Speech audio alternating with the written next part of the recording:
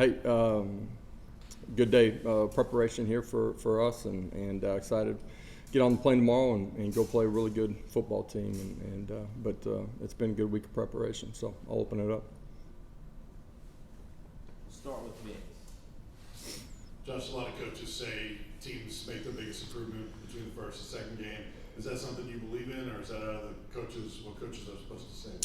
Well, a little bit of both.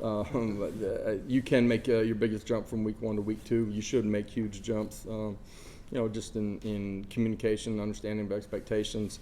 Your young players that are in your program for the first time, from the lead up to kickoff to what it feels like and looks like during the course of the game. As a staff, you continue to get in sync and work through some of those issues. It should be a week where you gain a bunch, but you can gain a bunch at any point during the season too. And our work habits and our preparation have been really solid this week, and we got to finish it the right way. We understand what we're getting into. This is a really good football team. They're tough, they're physical, they're smart, they're mature. We got to go, not do anything extraordinary, but do the ordinary things at a really high level. Austin. Have you sensed most of the week with a bunch of veteran leaders that there's been a kind of an engagement, a locked-in mentality as you head into this big game?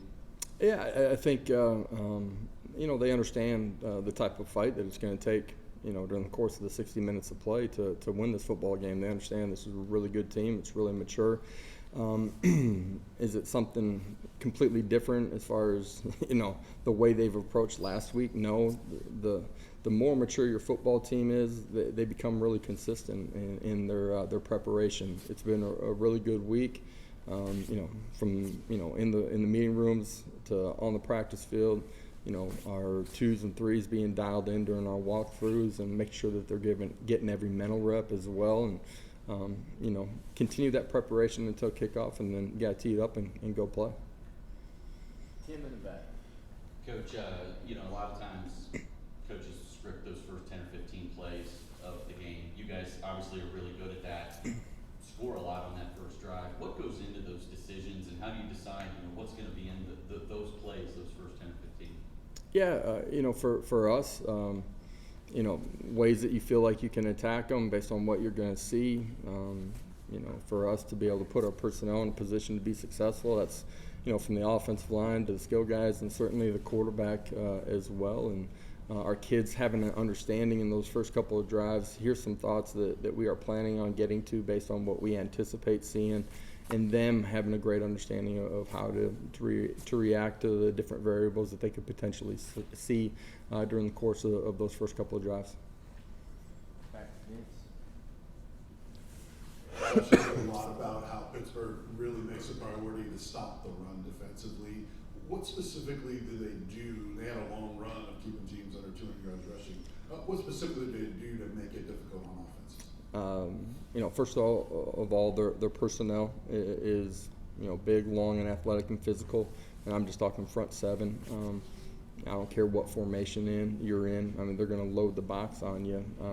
That can be pre-snap, but on the snap as well. Those conflict players are tight, and that's why you got to strain. There's a big difference early in a football game between a 5-yard run and a 2-yard run, and a lot of little things go into that.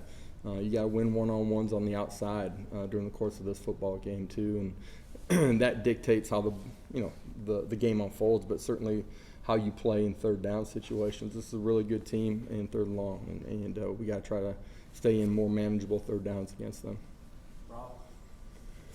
Drew and Cedric have to be two of the most physical, these imposing receivers on the outside. Walker's a big guy. Just how do you feel? You just mentioned winning one-on-one matchups on the outside. How confident do you feel in your guys' ability to do that this year with your personnel? Yeah, we trust both of those guys. They are big, strong, and physical, and play that way as well.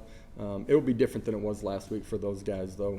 You're going to see a bunch of press man out on the outside, and you got to be able to get off of their jam technique, and then you got to be comfortable with the body, in your hip or on top of you the entire day, and be ready to go make those competitive plays. But we do trust both those guys. Brent? Josh, it's unusual in a non-conference game to have played against a team basically 4 straight years as you have and Coach Narduzzi had. Is that an advantage, disadvantage, either way? Does it help preparation? How is it with, given the familiarity you two have, even though you're not in the same conference? Yeah, there is familiarity on both sides of it for both programs. It gives you some understanding of the personnel, I think, as much as anything.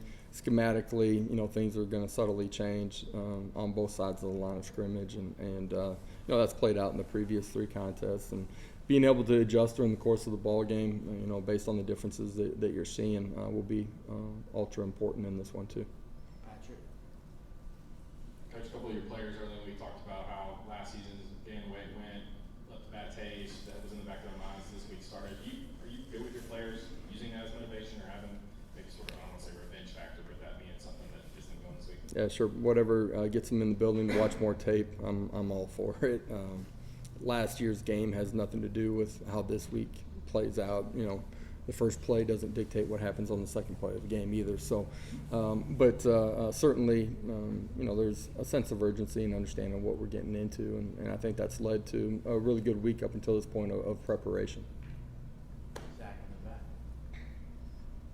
Josh, you talked about avoiding 3rd and long on offense. I guess, what are the advantages and disadvantages of kind of slowing that offense and that tempo down, looking over the sideline, kind of making sure everything's all good on a situation like that? Yeah, even when we play with our tempo, we're making sure that we're getting things in the right direction. If you don't, you have no opportunity to execute the way that you need to.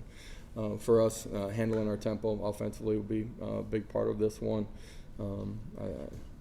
We've played them 3 previous times, and we're going to have to play in both situations where the clock is stopped, P and 10, or after whatever it might be, a penalty or stoppage in play, and handle those situations really well. And we got to be able to execute within our tempo too. Back to Vince.